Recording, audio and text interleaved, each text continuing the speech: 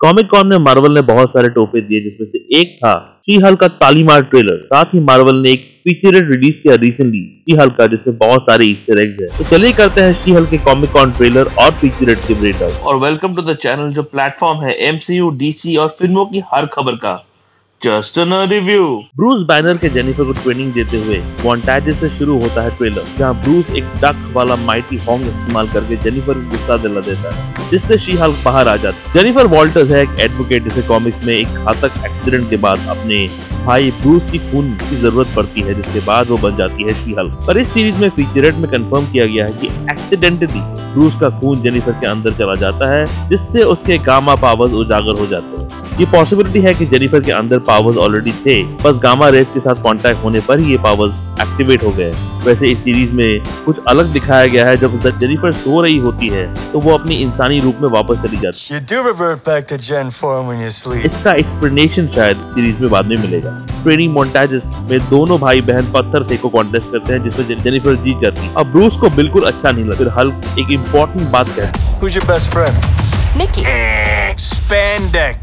Spandex is your best friend. और सही भी है, क्योंकि अगर आप हल्क से फिर इंसान बन गए तो आप नंगे नहीं होना चाहते, इसीलिए स्पैंडेक्स इम्पोर्टेंट है। फिर दिखता है वो टॉर्चर सेल जो स्टार्क इंडस्ट्री से आया है, जिसके अंदर डालकर ब्रूस जेनिफर को गुस्सा दिला रहा है। और फिर दिखता है आइकॉनिक थंडरक्लैप, जो हल्क के पावर्स में से एक है। कॉमिक्स में मूवी में हल्क ने इस पावर को ज्यादा इस्तेमाल नहीं किया। लास्ट ईयर दिखा था इनक्रेडिबल हल्क मूवी में, पर इन क्लिप्स में दोनों जेनिफर कॉमिक कॉन ट्रेलर में क्लैप करती है और ब्रूस फीचरेट वाले ट्रेलर में दिखता है ये क्लैप करते हुए। इन पावर्स में जब भी हल्क ताली मारता है, एक कॉस्मिक फोर्स दुश्मन को ढेर कर देता है। इन क्लिप से ये भी स्पेसिफाई हो रहा है कि जेनिफर आसानी से सब कुछ कर ले रही है, जो ब्रूस को बिल्कुल पसंद नहीं आ रहा। I think I'm jealous. Is that what I'm feeling? उसके बाद दिखता है जेनिफर का आइकॉनिक फोर्थ वॉल ब्रेकिंग, जहां वो डायरेक्टली ऑडियंस से बात कर रही है। He doesn't mean that.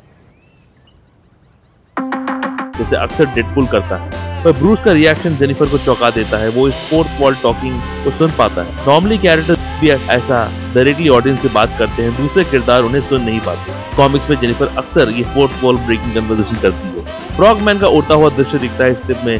फ्रॉगमैन पर मैंने शी हल्क के ट्रेलर नंबर 1 में विस्तार से बात किया था, जिसका मैंने लिंक आखिर में डाल दिया। फ्रॉगमैन है इग्विन पेथिबियो, लीफ फ्रॉग नाम के विलन कम इन्वेंटर का बेटा, जो अपने पिता के बुरे कामों का पश्चाताप में बन जाता है फ्रॉगमैन नाम का हीरो। कॉमिक्स में वो स्पाइडरमैन को बहुत परेशान करता है। स्पाइडी के मना करने के बावजूद वो हीरोगिरी करना नहीं छोड़ता।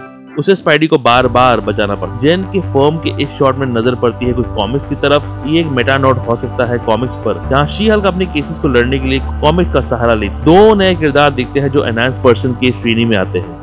एक है शेप शिफ्टिंग कैरेक्टर, दूसरा ये जो गाड़ी में जाकर गिरता है अनस्केथ। ये लोग कौन है, इन पर अभी भी स्पेसिफिकेशन नहीं मिला है, पर ये इस ओर इशारा है कि जेनिफर को उसकी कंपनी गुडमैन, लीबर, कर्ज़बर्ग एंड हॉलवे, जिसमें से पहले 3 नाम आइकॉनिक कॉमिक बुक राइटर्स के नाम हैं और आखिरी नाम है उसके बॉस हॉलवे का। ये कंपनी जेन को सुपर हीरोज के केसेस दे रही है हैंडल करने के लिए। एमिल ब्लॉन्स्की एके एबोमिनेशन, जिसे निभा रहे हैं टिम रॉथ, उनके दर्शन होते हैं क्यूब जेल में, जिसे लास्ट हमने देखा था मिस मार्वल में। उसके अंदर एक सेल में बैठा हुआ है एबोमिनेशन को हमने last Shang Chi and the legend of the 10 rings movie में देखा था वोंग के साथ लड़ते हुए। फीचरेट के एक सीन में बैकग्राउंड में दिखता है एमिल अब एक मिथिकल गुरु बन गया है, जो लोगों को काउंसलिंग दे रहा है अपने गुस्से को कंट्रोल करने के लिए। ये बैकग्राउंड में जो लड़कियां हैं, ये लोग शायद ब्लॉन्स्की के कल्ट के लोग हो सकते हैं, as ये लोग एक ग्रीन कॉस्ट्यूम में दिखते हैं। I have a serious conflict of interest. This man tried to kill my cousin Bruce. Jennifer का ये लाइन द इनक्रेडिबल हल्क का रेफरेंस है, जब एबोमिनेशन और हल्क लड़े थे एक दूसरे के साथ। फिर आती है तितानिया यानी एक्ट्रेस जमीला जमील कोर्टरूम के अंदर। जेनिफर और उसके बीच होता है करारा फाइट। तितानिया का असली नाम है मैरी मैकफेरन। मैकफेरन हमेशा से दिखने में अच्छी नहीं थी। फिर सीक्रेट वॉर्स के समय डॉक्टर डूम उस पर एक्सपेरिमेंट करता है और उसे देता है अपार ताकत, बिल्कुल शी हल्क की तरह, और वो बन जाती है तितानिया, शी हल्क की सबसे डेंजरस राइवल। क्योंकि सोशल मीडिया का जमाना है, कमाला की तरह जेनिफर भी ट्रेंड कर रही है। वोंग की एंट्री होती है शी हल्क में। बेनेडिक्ट वोंग अब ऑलमोस्ट एमसीयू की फेज 4 की हर फिल्म में दिखता है, चाहे वो स्पाइडरमैन नो वे होम हो या Shang Chi the legend of the 10 rings या Doctor Strange in the multiverse of madness. तो फेज 4 को वोंग फेज कहना गलत नहीं होगा। वैसे शी हल्क के मेकर्स ने कॉमिक कॉन पैनल में अनाउंस किया था कि बहुत सारे कैमियोज होने वाले हैं इस सीरीज में, इस पर जेनिफर का ये डायलॉग भी रेफरेंस है। Just want to make sure that you don't think this is one of those cameo every week type of shows. Well, except Bruce. And Blonsky. And Wong. Wong के scene में reference होता है book of विशांति का, जिसे doctor Strange in the multiverse of madness में जला दिया गया था वांडा के द्वारा। एक नया एनहांस पर्सन दिखता है जिसके पास एक हथियार के रूप में शांग-ची के रिंग्स की तरह कुछ है, जिसमें से एक पर्पल लाइट निकल रही है। अगले सीन में ब्लॉन्स्की अपने एबॉमिनेशन फॉर्म में आ जाता है और पीछे वोंग बैठा है जो इन दोनों के Shang Chi and the legend of the ten rings cameo पर रेफरेंस है। इस सीन में 4 विलन है मार्वल के famous villain group breaking through. इस टीम का पार्ट है the Wrecker, Bulldozer, Piledriver और थंडरबॉल्ट जैसे विलन जो डेयरडेविल, पनिशर, फैंटास्टिक फोर के साथ भी है कॉमिक्स में। और यहाँ उनका सामना हो रहा है जेनिफर एके शी हल्क के साथ। तो शायद एमिल के रिट्रीट में जहाँ लोग बैठकर अपनी मेंटल तकलीफ को एक दूसरे के साथ शेयर कर रहे हैं, वहाँ शी हल्क कुछ एनहांस लोगों के साथ बैठी हुई है, जिसमें से एक कॉमिक से मैरिटर और दूसरा मैन बुल हो सकता है। मैनुअल एलिगेंडो एके द मैरिटर एक वर्ल्ड फेमस बुल फाइटर था जिसे रिंग में उसकी ब्रूटैलिटी की वजह से पसंद नहीं किया जाता। एक बार क्राउड के डिस्ट्रैक्शन की वजह से उसे इंजरी हो गई, जिसके बाद उसने दुनिया से बदला लेने का फैसला किया और बन गया एक विलन। विलियम टॉरेंस एके बुल टॉरस फ्लाइन नाम के विलन के लिए काम करता था। उसका काम था लोगों को किडनैप करके एक्सपेरिमेंट्स के लिए प्रोवाइड करना, पर डेयरडेविल बार बार उसे रोक देता था, जिसकी वजह से वो मजबूर हो गए उसे अपने आप पर एक्सपेरिमेंट करवाना पड़ा और वो बन गया मैन बुल, आधा इंसान।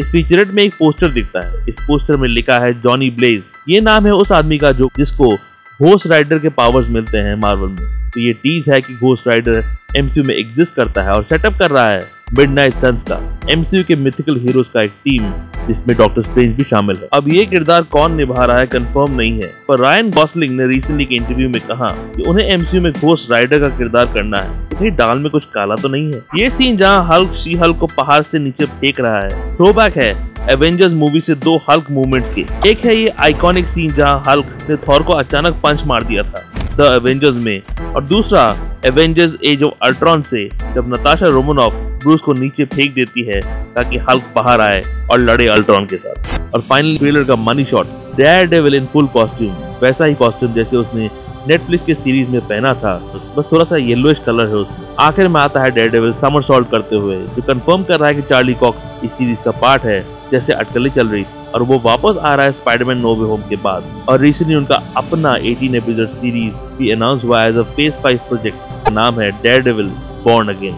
शी हल्क रिलीज हो रही है अगस्त 17, 2022 को, और मैं हर एपिसोड का रिव्यू ब्रेकडाउन जरूर करूंगा। लाइक सब्सक्राइब का बटन दबा लो अगर आपको और ऐसे वीडियोस देखने हैं तो। कुछ रीसेंट वीडियोस आके मैं डाल दिए हैं, एक और जरूर कीजिएगा, स्पेशली कॉमिक कॉन वाले। और ऐसे ब्रेकडाउन वीडियोस के लिए देखते रहिए जस्ट अ रिव्यू। और जस्टिन नर्डीव्यू के अपडेट्स के लिए और छोटे बड़े स्निपेट्स के लिए मुझे फॉलो कीजिए @ProNerdiview201 में। और इंग्लिश रिटर्न रिव्यूज और चैनल अपडेट्स के लिए मुझे आप फॉलो कर सकते हैं pronitdiary.blogspot.com में।